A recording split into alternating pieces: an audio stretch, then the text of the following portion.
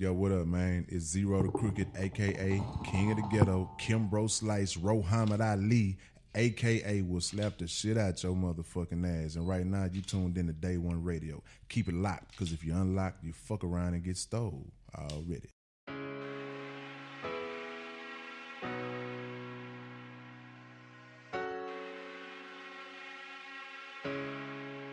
The business.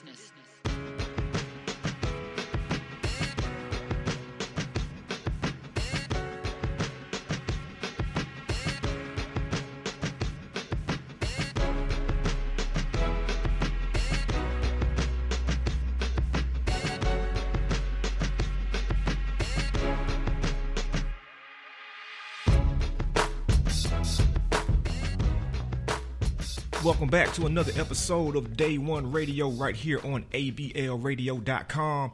That's Art Beats and Lyrics Radio to be exact. Make sure you download the very free, very accessible smartphone app for your iPhone and your Android devices. I'm Maurice Garland in here with Brandon LSK, the one and only. Tell them where they can find the entire Day One Radio catalog. You can always find us on day1radio.com, iTunes, Spreaker, Stitcher. Anywhere you can find podcasts, you can find Day One Radio. Make sure y'all go back and check out some of them archived episodes. And most importantly, rate us, review us, and subscribe. Tell a friend to tell a friend. What's going on, brother? I'm good, man. So we got a very special guest in here, man. Yeah, we're coming back. We missed last week, had a couple technical difficulties. We're coming back with a bang. It's always good to have brothers that actually have substance in their music come into the studio, man. So without further ado, welcome to Zero. What up? What up? Appreciate y'all having me. Man, we appreciate you being here. What brings you to the city, man? Man, you know, new album on the way. Yeah. Doing my promo, my press, getting people ready for some real music, you know. Sure. Not that other thing. You know, I'll say this, man. Over the last, I'll say 3 years, I correct me if I'm wrong, this is the most visible I've seen you as far as like doing like promo and everything. Because usually, you know what I'm saying, when you drop an album, you drop the album, and that's it. Fans buy it, you do your show, and you chilling. I'm seeing like, damn, Zero doing interviews and shit. Zero on TV. Like what brought about this, you know, this change in strategy, man? Well, just to be exact, I'm doing my own thing now. So, you know, it's real different, you know, versus, you know, go buy you some wood or go chop your own wood. Mm-hmm. I'm chopping my own wood right now. And this is what like I was saying on my last press run for Drinking and Driving, I've always wanted to be hands-on, you know, with my art, because at the end of the day and the beginning, it's my art. Right. So who better than to push it then? But I mean, some labels, they want to just get the music from you, give you a check, and hey, we're going to holler at you same time next year. So I'm the label now, you know, One Deep Entertainment, and we out here, and, you know, wherever we got to go promote, that's where we're going to go. We got to go to the jungle. We got to go to a farm. We're going to get in there with the chickens and the hens and let them records spin. How has the energy been, man? Because, I mean, you know, being person that's listened to your music for a while, you know, a lot of folks, they might have thought one thing about you if they listen to the music and just see your demeanor in one interview. So folks might have assumed, well, Ro don't do interviews, man. You know, he don't want nobody fucking with him. Like, how has the energy been? It's like, oh, damn, Zero has showed up and he's talking to us and he's seeing cool. They be tripping. They be tripping like they smoked something real good. Like the belief is that I'm a robot. Maybe I'm too, you know, sociopathic or something, or I'm a person at the end of the day. Right. I just don't like a whole lot of, I call it shenanigantry. I don't like shenanigantry. You know, shenanigans gonna make me beat you up. I'm gonna slide you up on your own car and I'm gonna call it a day. But other than that, I love to hear myself talk. I love to hear myself sing. Love to hear myself rap. The narcissistic to the 17th power. I don't give a damn. And I want to do this. Right. But I mean, when you do something with a whole bunch of people who ain't the right people, soon it becomes a routine versus something that you love.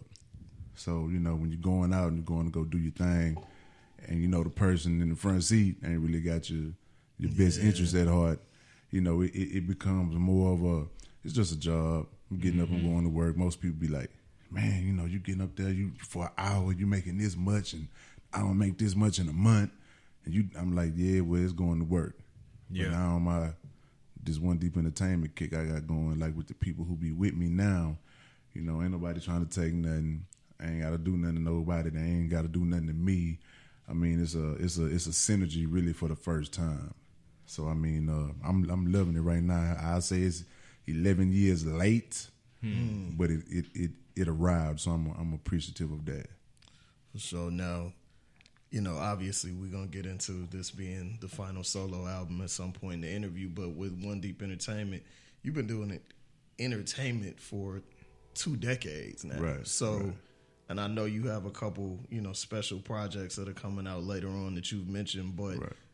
Are you going to kind of switch hats to be just a straight up executive and sign and talent and stuff like that? Well, I mean, that's something I never really wanted to do because spearheading, you know, that's spearheading that's not really a career, that's somebody's life. Yeah. And I mean, you're going to be faced with 2 choices.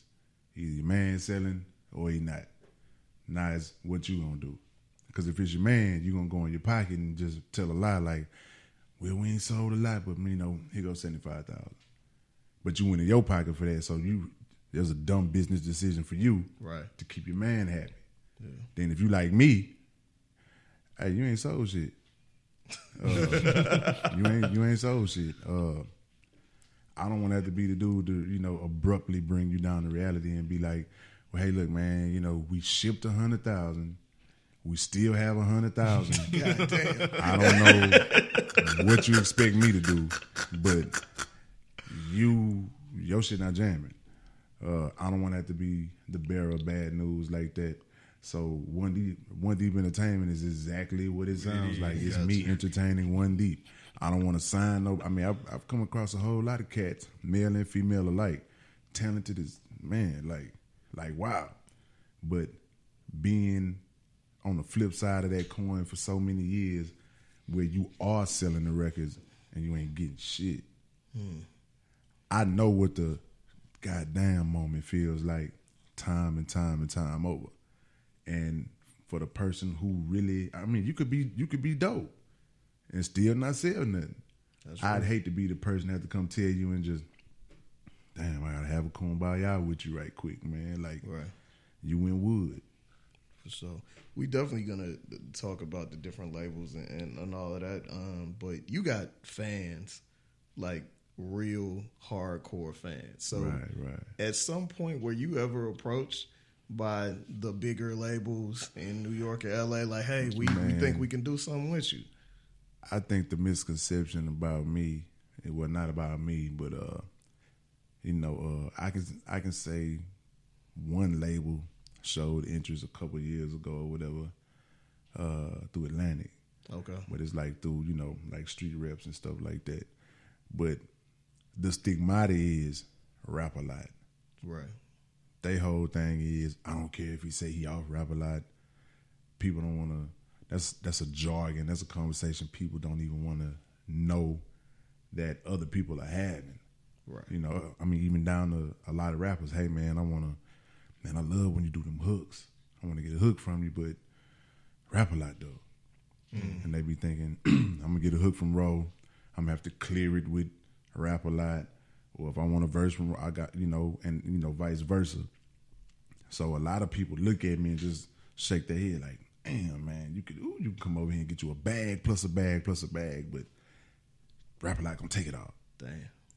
And, you know, the truth of the matter is, you know, June 11, 2011, Oz was a free man. You feel me? But they look at me, and when they see me, like if I'm somewhere that, hey, he with us. That's cool. But when we go to the studio, he not with us.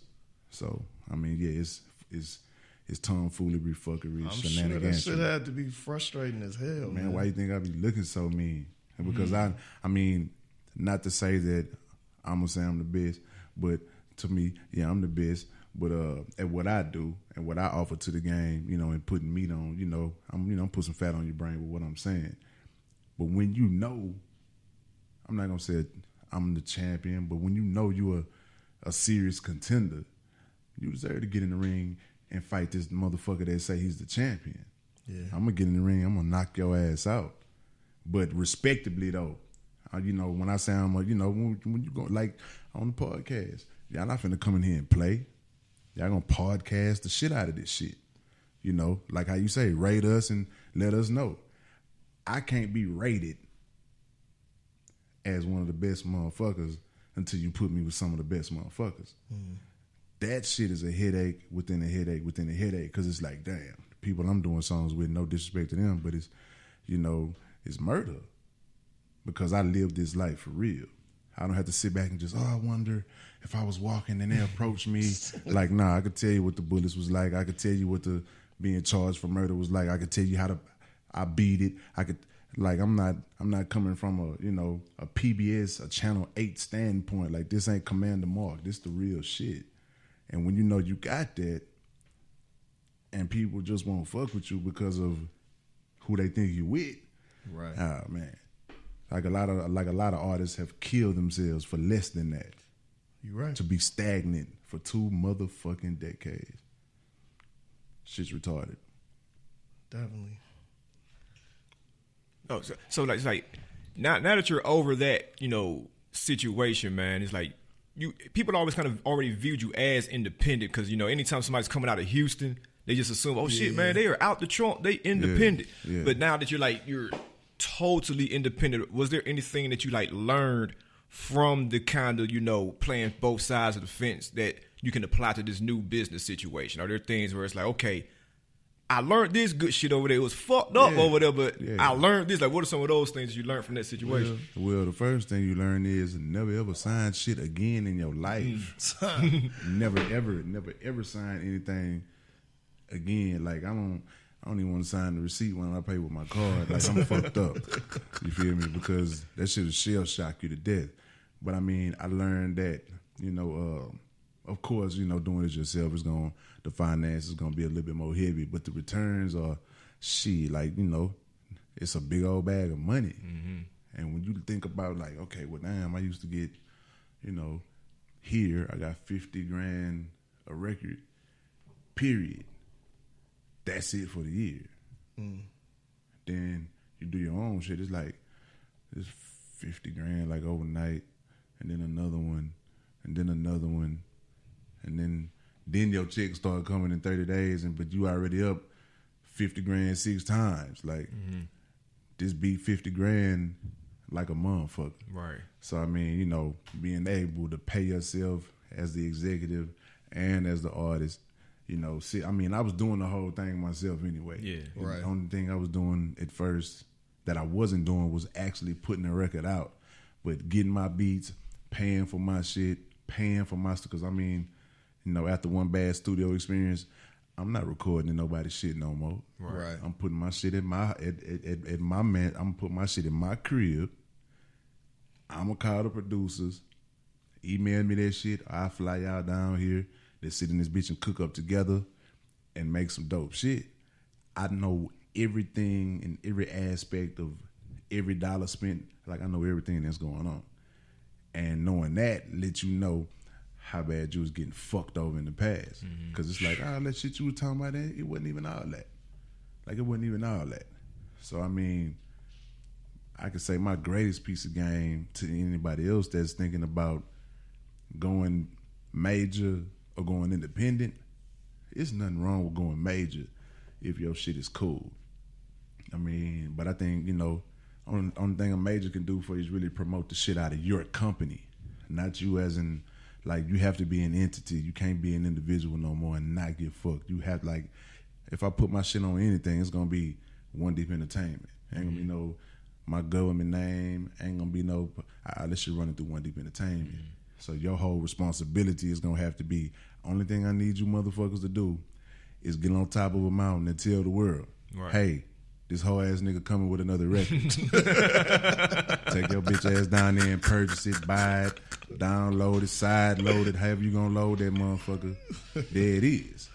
You know, let me ask you this, man. Being that, you know, you are running your own ship now, right? This is coming at a time where, like, the whole game is changing too. Like, as far as, you know, going from the traditional hard copies to the streaming. Like, how has that been? Because, you know, I'm assuming that a lot of your fans from the past years, they're accustomed to, like, I'm gonna go out to the store, get this roll, or shit, I want to get that shit straight from him at the show. Now it's like folks are like, man, that shit ain't on my phone yet, man. Like, what's up? Like how has that been navigating that, man?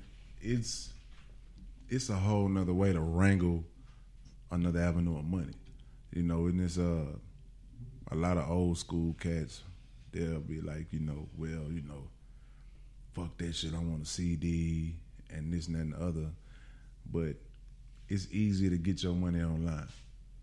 You know what I'm saying? I mean, definitely to get on there, however many hundreds of thousands of followers you have on this particular, internet vice or this one or that one, whatever. It's like I tweet something, I post something, I Insta do some shit one time, and now it's like 1,000,007 motherfuckers just, oh, no shit. And my whole thing in my head, thinking as an entrepreneur, how do I make all 1.7 million of you motherfuckers spend just $1 with me? That's $1.7 million. Yeah. Doing that shit with 1.7 million CDs and you ain't on no label, you finna throw your motherfucking carburetor out. Cause you gotta drive everywhere. Your frequent flyer miles, the motherfucker gonna be too frequent. They gonna take you. You gonna get checked. But I mean, it's easier. And then plus the young generation, I got a whole lot of people in the young generation that you speaking of that happen to be fans because they parents on my shit so heavy. Mm-hmm. Like, boy, that ain't rap. You need to listen to this shit. This nigga here, he'll slap the shit out you and his pants ain't gonna be too tight. He gonna be cool. And they gonna fuck with me just because it's second nature, not even because they like my shit. It's like me coming up. I had to hear. I'm like, who is this nigga Al Green that you always playing in this motherfucking Firebird at 8 o'clock in the morning? And then before I know it, I'm a grown up and I'm in that singing bitch talking about, lay your head on my, I'm singing the old school shit. Yeah. So it's second nature to just, Al Green, man, let me buy all this nigga shit right now. Yeah. So, and of course the lazy motherfuckers, the motherfuckers who do all the drugs I'm talking about on my shit. You not going to the motherfucking CD store, hiding a motherfucker like that. When you can just iTunes, pre-order link, shit, my shit be here on the 30th. You want that drink, you want them narcos, you want them sets, you ain't going nowhere. Mm-hmm. The drink coming to you, the weed coming to you, and so is the music. So, I mean, I love it. I love it. Me, myself, my favorite rapper, I'm gonna get my ass up. I'm gonna go buy about 5, 6 of them motherfuckers because I know I'm gonna scratch 3 of them, banging the shit out of it. Yeah. But I mean, I'm an older dude. But I mean, there's nothing wrong with it though. I love it. Is that you've often talked about your love for R&B and soul music? Is that where you got it from when you was a kid, listening to your parents' shit? I mean, yeah. Listening to my auntie. Yeah. Listening to this nigga Billy Ocean. Caribbean Queen. Yeah, that motherfucker song. I still like melodies and just put some real nigga shit to it. Yeah. That was the whole secret of Zero coming up. It was like, shit, how much you gonna charge me to sing on my shit? $2,000. Nigga, you crazy.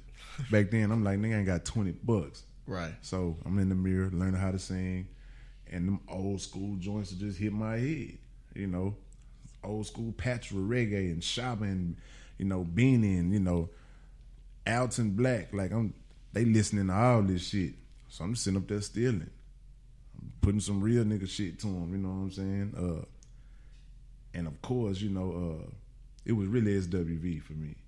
You know what I'm saying? That was the first freestyle I ever kicked while I couldn't crack. You know what I'm saying? I get so weak. It was I get so weak, and I'm like, bitch, I'm in these streets, and I'm on some real nigga shit, and they like, bitch, you sound good, the motherfucker. Like, keep doing that shit, but keep cutting that crack though, but keep saying that shit though. Before you know it, everybody out there, you ain't even running up on the cars no more. You just, man, hold on, man. Like, y'all hold up, man. You keep rapping. You need to do something with that shit. You need to go meet DJ Screw. You need to get out this block. So yeah, that's where that shit came from. Right, and you ended up meeting Screw through his brother, right? Through his brother. Man, that shit was so crazy. Because I knew who Al D was. And to tell you the truth, it's a talent show. I'm really there to, I had a problem with somebody. I was really actually there to knock somebody out. I was looking for somebody that had done some shit. And they was like, man, $10 entry and then $20 to get in the contest. I'm like, nigga, I'm broke. So my people was like, we gonna pay for you. Get up there and do that Gemini killer shit you was doing the other day. I'm like, nigga, I was freestyling. I don't know what the fuck I said. But anyway, I do the shit. Al D is like, I'm seeing them looking at me and shit. And you know, back then, yeah, you nigga can't looking just be at watching you me like, that motherfucking close. I'm like, I'm gonna have to fuck that nigga up. I ain't know it was Al D. You know, I ain't scared to say my shit was great tapes. I ain't know what nobody looked like. Right. I ain't have nobody album cover. So and it's before social media. Before social media, and I'm talking about ain't none of these niggas have album covers yet. Right. It was just you go to Screw House, that motherfucker say the name of the tape on an adhesive strip, and that was your album cover. So I'm like, nigga, what you looking at? Man, I'm DJ Screw, brother. You know you gonna be like, yeah, right, nigga, get the fuck out of here. I'm finna call Screw right now. Give me the phone. I'm hello, he. Know what I'm saying? I say, oh, this nigga Screw on the phone, man. This really this nigga, man. This really this nigga. So that nigga told LD, bring him to the house, but give him whatever in your pocket. I'm like, so I'm trying to see what this nigga got in his pocket. This nigga come out of his pocket with the fur paper with about like 10 sticks in that motherfucker. And I'm like, nigga, this is PCP. Right. The fuck am I gonna do with this shit? Smoke it or sell it? So a bad habit formed right then and there at that moment. Yeah. But then I went to go meet Screw, and that shit was history from there. Man, that's huge, bro. It's I don't think people really understand how big Screw was. Like, you hear the stories, but I think because of streaming, because of you know how easy it is to get music, but it kind of explained to those who came later or wasn't hip that it was people actually lining up in front of this man's house to get tapes. Man, I ain't gonna lie. Like, you go to I'd say back in like 08, 09, Jeezy will come to the city. That motherfucking line is wrapped around the Astro Arena. Right. That's how Screw House was in the hood. Mm. Like, Screw was, you know, off a Telephone Road at first, at his daddy house. And I say it's probably like a block to Telephone Road.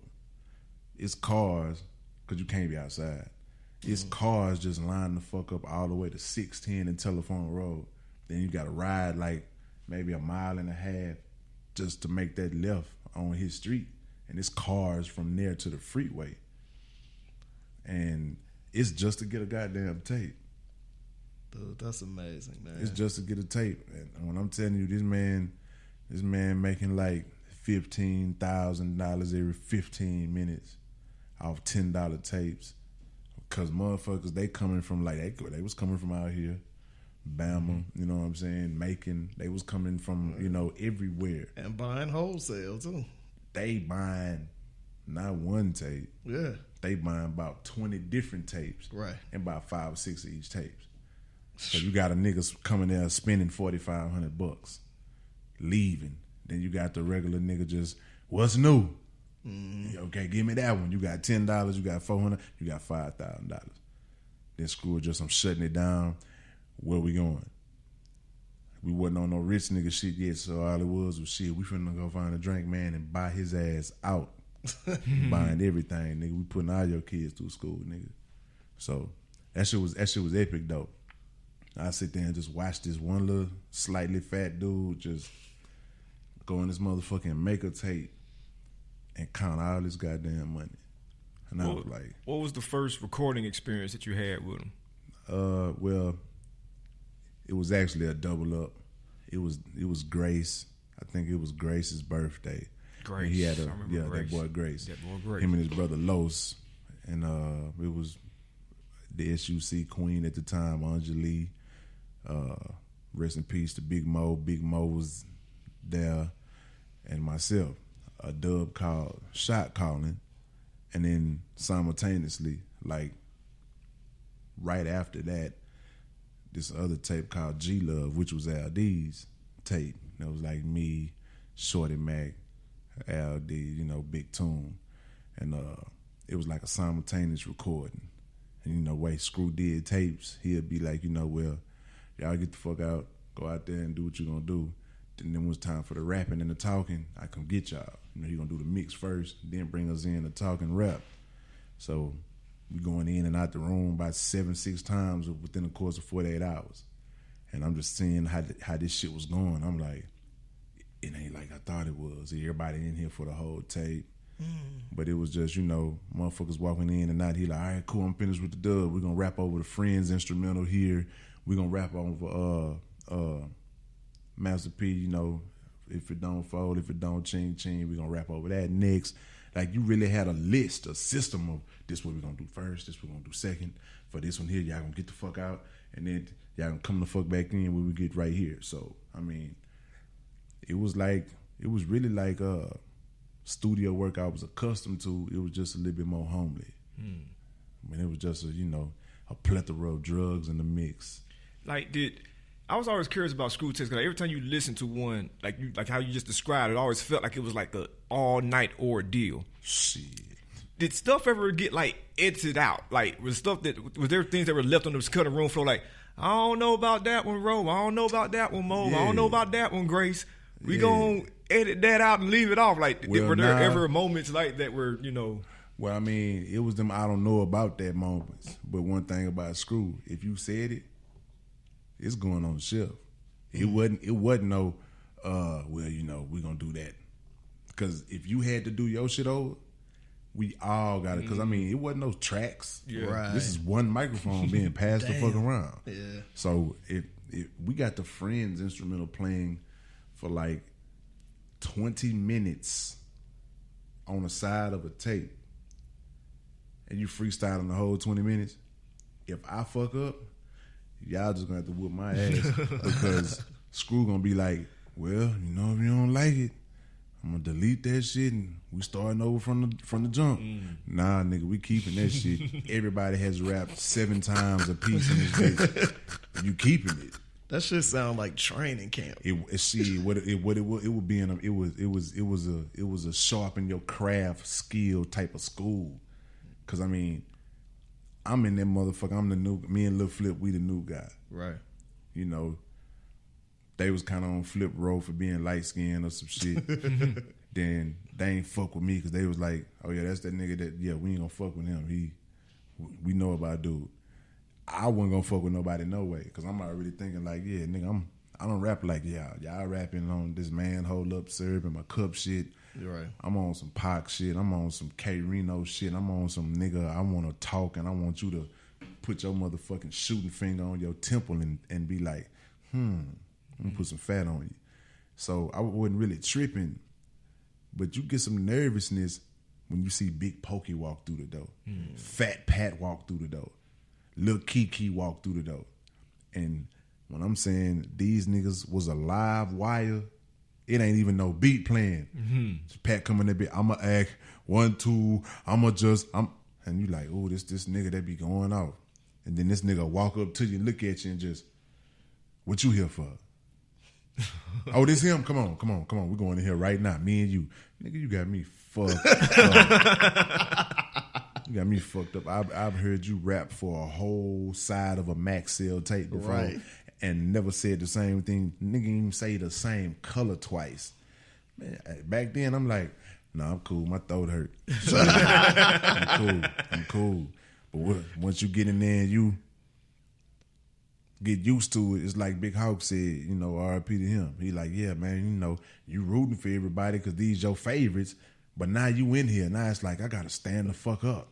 I got to let these niggas know, hey, I'm somebody too. Kobe against Jordan, man. Shit, Jordan against Jordan, really. Because all them niggas was Jordan, and we didn't know each other like that. Yeah. I'm from Old City. You know, Pat and Hawk dead in, Kiki, Herschelwood, C-Note, Botany Boys, you know what I'm saying? Grace and them, the Southwest, you know, Mafio, Haim Clark. Like, everybody was from a different hood. And it was like the best from every hood. It was kind of like an all-star game. You know what I'm saying? It's the best from every hood. And while school there, we like, yeah, yo, you know, what's up, my nigga? We good. It was like, in the back of your head, like, nigga, I'm finna kill you niggas.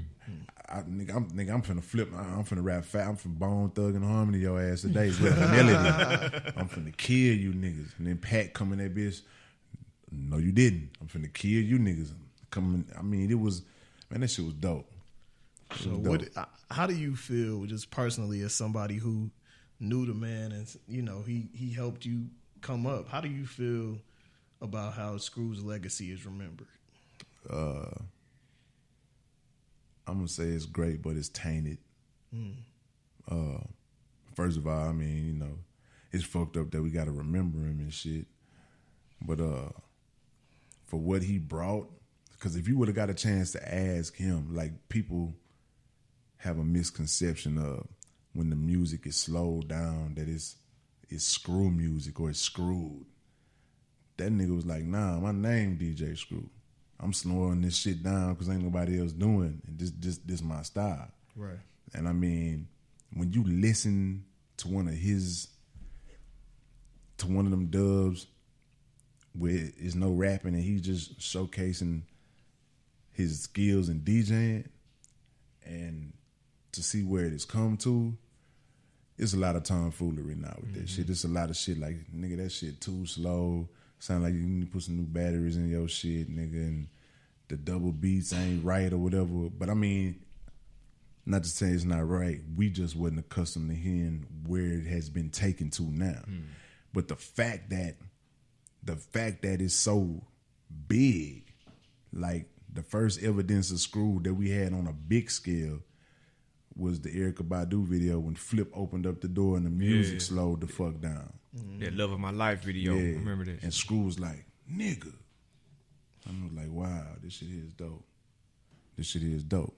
So to see it really be born on a scale of Erykah Badu back then, and then you had Flip was, he was the premier in the clique as far as getting money. This nigga was getting like 35, 40 a show back then. And, he was the one who got the deal, and everywhere he went, he was going to take Screw with him. He kept it real on that note. And it was always screwed up this, screwed up that.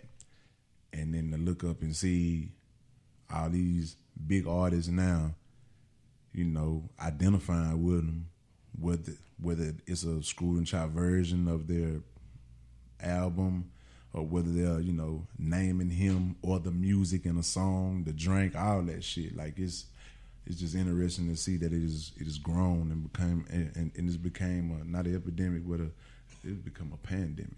And damn, I love it.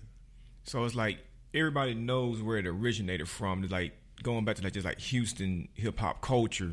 Right.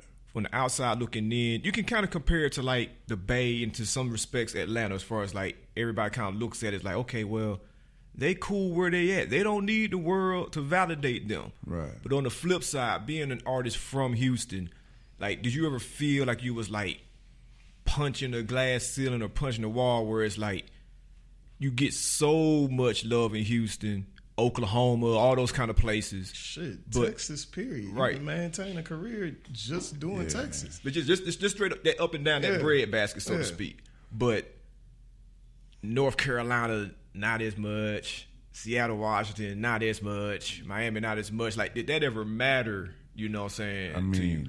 Hell yeah, it mattered because you want to be appreciated everywhere. It's like some shit I heard Jordan saying, "Come fly with me." Don't nobody want to go to that grave as number 2. When you want some Nelly number 1 type shit. And I mean, if I had a chance, right now, motherfucker, just, hey, they want you in Japan. Hey, I'm sorry, podcast, I'm out this bitch. You know what I'm saying? Because I really know that I do the death out of what the fuck I do for this music. And I've never really done, no disrespect to where I'm from, but I don't do Houston music. Yeah, that's what I was going to say. I just do rap music. Yeah, you've never come across as like... I'm not in the box. Houston. Yeah, exactly. And then, all them niggas, I start singing falsetto on my shit. Like, I'm just not what motherfuckers want me to be. I'm something different. I've grown. And even back then, I'm singing all my own shit. And I mean, when you're doing your own shit and you putting that much effort into your shit, you don't want to just offer that shit to Houston. Yeah. I'm not a star in Houston because I'm really a street nigga like that. I ain't got no bodyguards or none of that type. I'm gonna fuck you up myself. Like I'm not gonna. I'm just another dude out here with a major hard on for my hustle, which is this music. And yeah, like you say, not so much North Carolina. Shit, back then I wanted to change that shit. Mm-hmm. Not so much Seattle, wanted to change that shit. And I mean, when you fucked up and you doing musically what you do, you got a choice. I'm famous in the hood. Rapped a whole lot of niggas up under they, whoop some niggas up under they, whoop some bitches. Certified as a, hey, I don't fuck with him type of dude. You can't leave your crib at your own leisure and come back and you still got your motherfucking crib. Like, it was fucked up. They want to fuck with you because you the premier. Nigga, I rap too. Fuck that nigga. Oh, but I heard that, though. I'm finna knock your fronts out. Put them in the back. I'm gonna fuck you up. I can't then just leave my people unattended. I'm gonna come back and my people gonna be chopped up. House gonna be running too. Couldn't afford to live behind that gate back then. So it's like, shit, do I get on this plane? Or do I stay here and be a father to these motherfuckers that's in my house? Don't nobody fuck with me. I can't leave my kids with nobody. I had to wait till these motherfuckers got grown. So it was some hellified decision making going on. So you in your crib, you got your AR right here, you got your styrofoam right here, you got your paper with your songs and shit wrote right here. You got to go for what you know right here. That's it. And I mean, the whole thing was, yeah, I go to Oklahoma and do a show, but guess what? That 9-hour ride back to the crib, right after the show over. Right. I'm going to be at home before 10 o'clock in the morning. I done came out here for the BET Awards back when, I forget the shit, but I was in a video with Ross Triple C's, some shit, one of them BET Awards down here, long 2008 maybe, 9. I drove down here, went to the awards, and drove the fuck back home. Damn. So, I mean, I can do this shit now. I'm with the white folks and shit. But I mean, you couldn't do that shit back then. Now that you have your own company, you got access to all the analytics and everything. Where do you see your biggest surprise fan base? Like a place that surprised you, that there's people buying your music, looking at your videos. I didn't know Macon was fucking with me like that. Macon, like, I just got in some shit, subpar, but I didn't know. Like, you had a motherfucker down there in Macon, which I'm gonna have to go check on this here when I leave this here. Do a fake show some motherfucking way. What? And I'm on Twitter, bitch ass nigga ain't show up. I'm like, hold on, what bitch ass nigga? Me? And I'm like, so I'm checking it. I'm like, what? So I asked a young lady, I'm like, why have I been 3,200 consecutive bitch ass niggas in a row and it's only 8:30 in the morning? So I know it's not 8:30 there. What the fuck is really going on? Nigga, you ain't show up. I'm like, I ain't show up. In Macon? I was supposed look, in Macon, I had to go to my Snoop Dogg. But like in Macon, I wasn't supposed to be in no motherfucking Macon. Right. Well, nah, nigga paid 15. I'm like, and 15? I gotta fuck somebody up. And when the motherfuckers started sending me snapshots of the club, I'm like, oh, we ain't never had this many people. I'm like, damn. In Macon? Wow. So I'm like, heavy, man, let's drive to Macon. Man, it ain't gonna make no sense because we don't know who. I don't give a fuck who. Let's just go there and see who when we get there, goddammit. Right. Hoe ass nigga from Houston. Damn. Acting like he was my manager. You know what I'm saying? So that surprised the shit out of me. It surprises the shit out of me to see that I'm real big with the white folks. Like I wouldn't expect that. And there's a lot of police bump my shit as many times as I say fuck them. It's like I guess they like fuck themselves sometimes because they be on my shit too. But I mean, it tripped me out with the Macon shit though. I was like, damn. That's hilarious. So man, No Love Boulevard. Yeah. Last album. Yeah. Last solo album. Is this last for real or is this too short last album? I mean, everybody say I'm gonna release another album talking about what was short shit. Album number 10. Yeah, what was the name of that motherfucker? Album number 10. It was album number 10. Yeah, no, you dropped. Yeah, it was called Album number 10. Then Can't he let the came back game with go or Just something. Can't Stay Away. Can't Stay Away. Yeah. That's what I'm talking about. I mean, to be honest, man, I've got like, I mean, I don't really want to just, well, fuck it. You know, I tell the truth. I mean, I got so many songs just laying around. And like, I got 12 albums mixed and mastered ready to go. Damn. And that's not including the whole 2024 songs that are mixed and mastered in free range form that I've been saving from 04 when I got a rap a lot. Every album I turned in, I kept to. Mm-hmm. So I got a lot of material to put out, but what my music has done to me, it has made it impossible for me to have anything outside of music. I talk about hoe ass niggas and hoe ass bitches and negativity so much to where I can't have nothing positive thought process. I'm gonna find something wrong with you off the rip. I'm a victim of my own shit. I don't give a fuck. I don't even trust the nigga who told me to trust no one. I'm fucked up. I'm fucked up, and my whole retort on everything gonna be, well, what's up then, nigga? And I know I could talk about it calmly now, but I think motherfuckers out to get me for some shit. I just rather knock your ass out and then think about it later on. Like, was I wrong? Well, I'm a victim of my shit.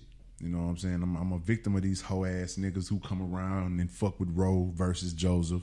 Bitch, I know why you in here, motherfucker. You don't fuck with me. You fuck with this nigga I am on the weekend. Get your bitch ass and a half ass out my face. Bitches, oh nah. Can't have no bitch. Because the women gonna be a bitch, the lady gonna be a bitch. Of course, the bitch gonna be a bitch and a half. So it's like I talk about what I see, and I know if I was a regular cat, the shit regular people deal with I can't deal with it.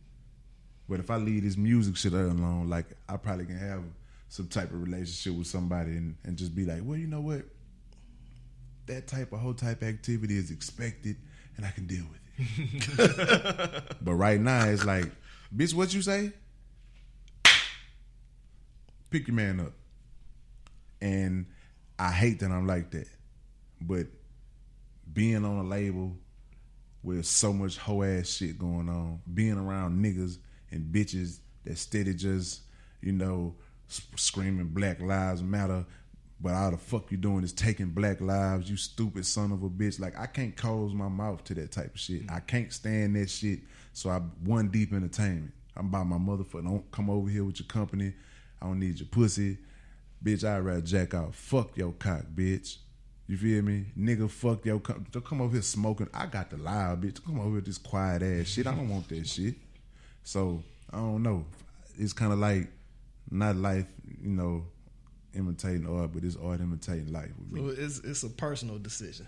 Yeah, it's I mean, it's personal. Your mental health. Yeah, because I know motherfuckers ain't around to fuck with Joseph McVeigh. I know that, and when I know that, or even if I think I know that, it's gonna be a raggedy ride.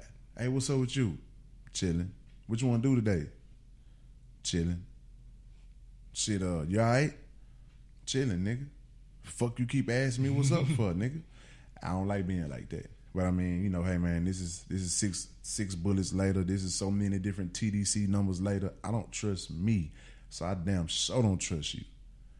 And steady listening to this music every day of you a fuck boy and bitch ass nigga and I hate you, bitch. I can't shake that shit.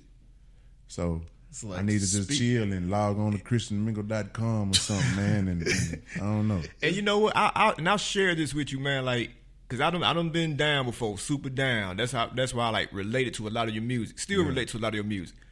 And I used to bump the hell out of "I Found Me." Like when I found that song, like that song's down there tattooed in my head. Yeah.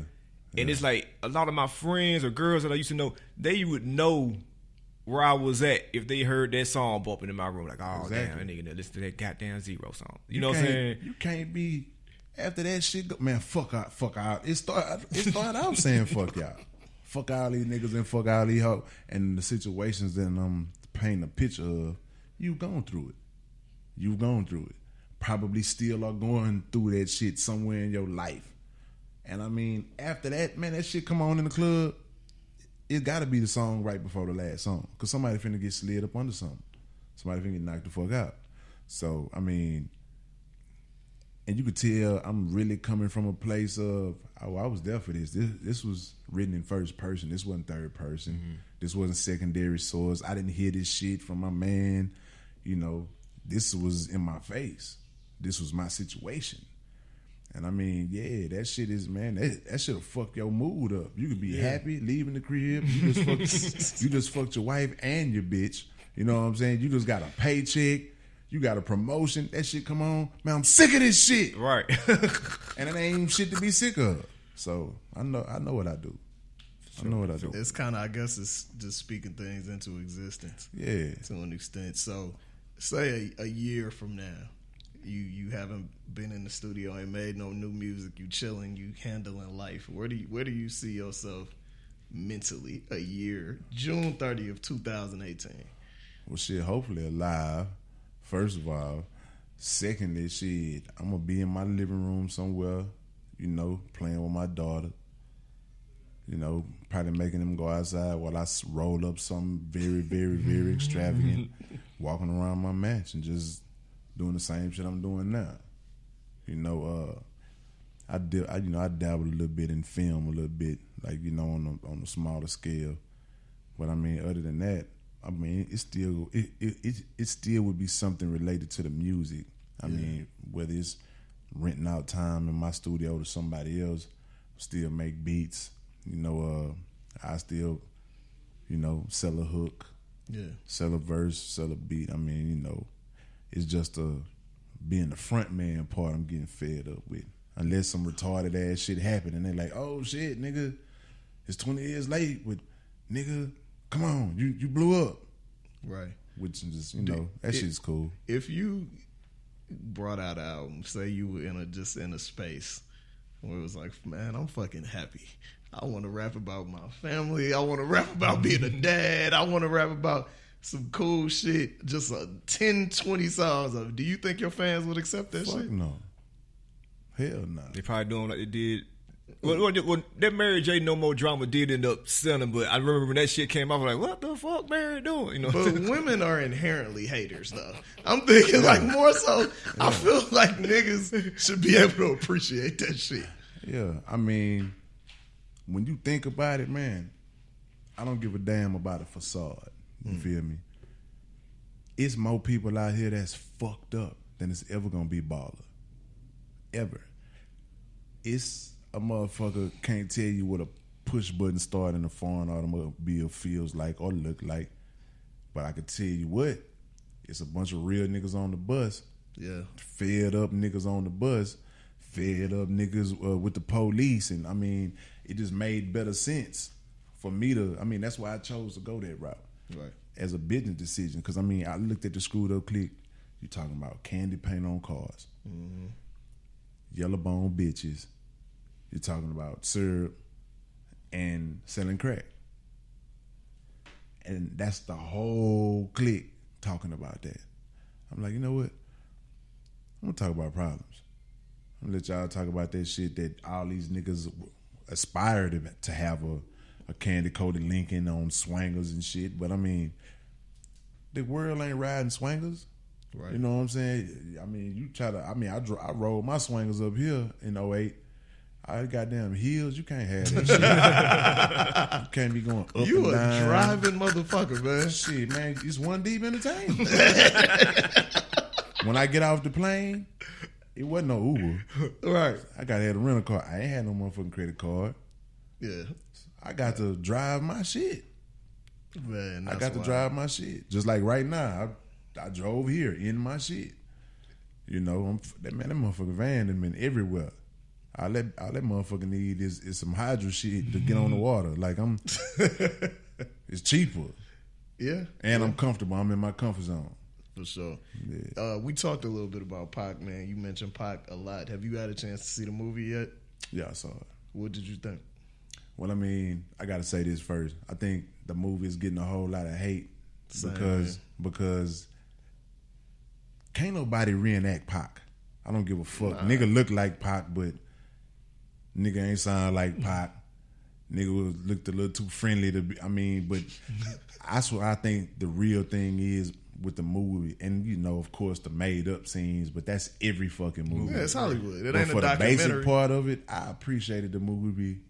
I appreciated the movie for shedding light. So, I mean, I knew all that shit, you know what I'm saying? Because I ain't gonna say I was present for a lot of that shit, but I mean, I know the real shit of the movie. We from that era. But at the same time, you know, niggas didn't know nothing about who these niggas was who shot them at Quad. You know what I'm saying? Like, it sheds a whole lot of light on shit for people who were not Pac fans. Mm-hmm.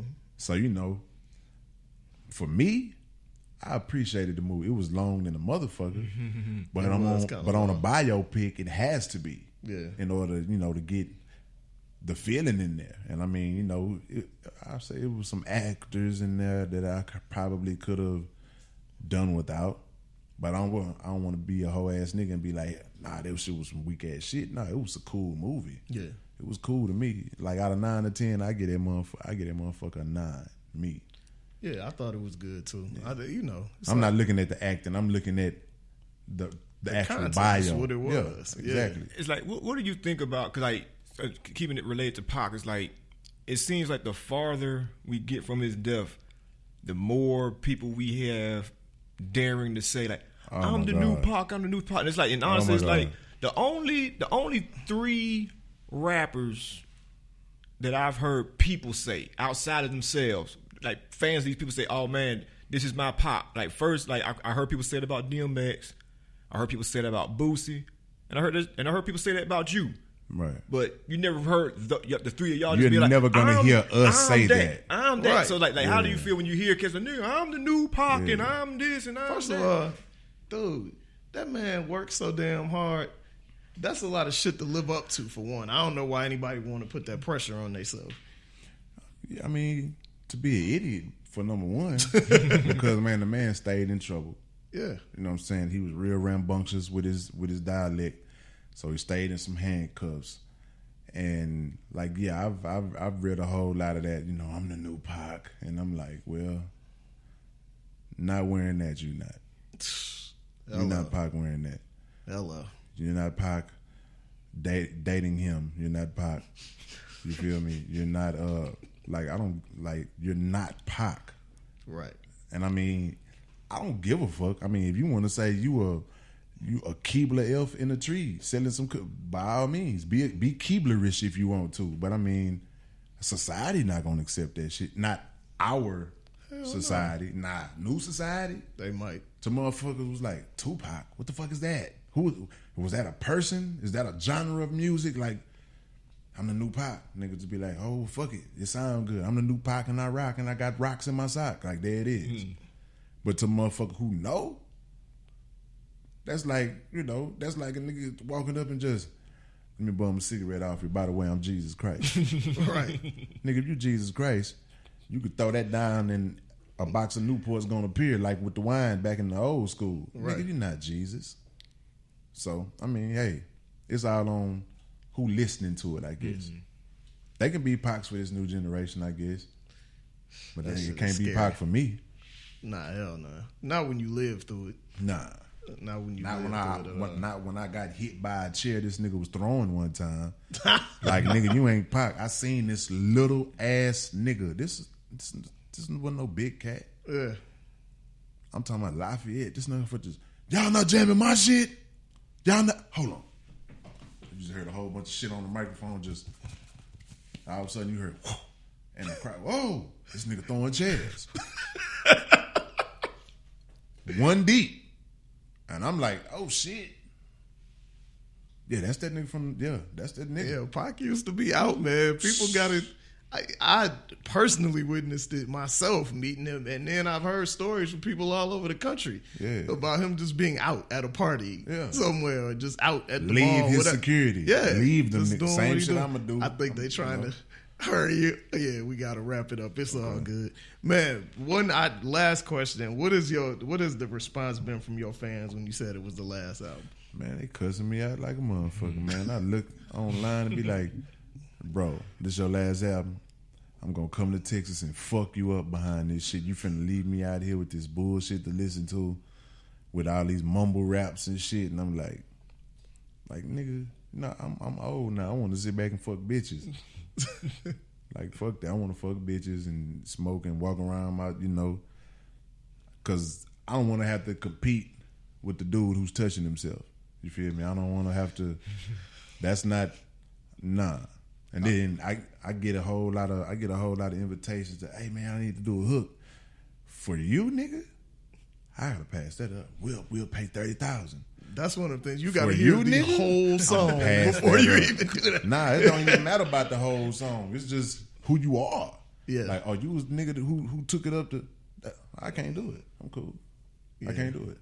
I respect that 100%. I just my fan base will fuck me up. I know my fan base. Yeah. I got shot at before for not completing a concert. God damn. Nigga, by some bitches. Nigga, I put my good wig on for this shit. Nigga, you gonna leave? Bruh. You big old bitch ass. So, yeah. Bruh. Yo, June 30th, No Love Boulevard, One Deep Entertainment, man. Make sure y'all buy that. Whether you going to the CD store, you streaming it, or you buying it off iTunes, support this man's music because the money is going to him.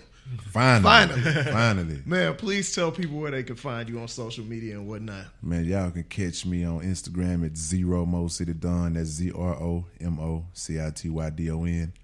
Twitter, the same thing, ZeroMoCityDon. Facebook at Z-RO or Joseph McVeigh. You can follow me on all those. Just don't follow me for real. Hilarious.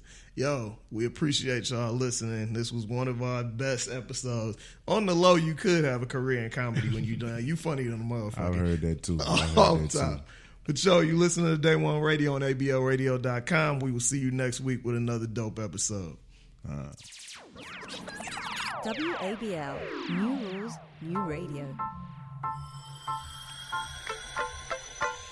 Too many times I done been hated on by 5-0. Fuck your badge, I wish all of you bitches would die slow. I'm just trying to survive, ho, and feed my family.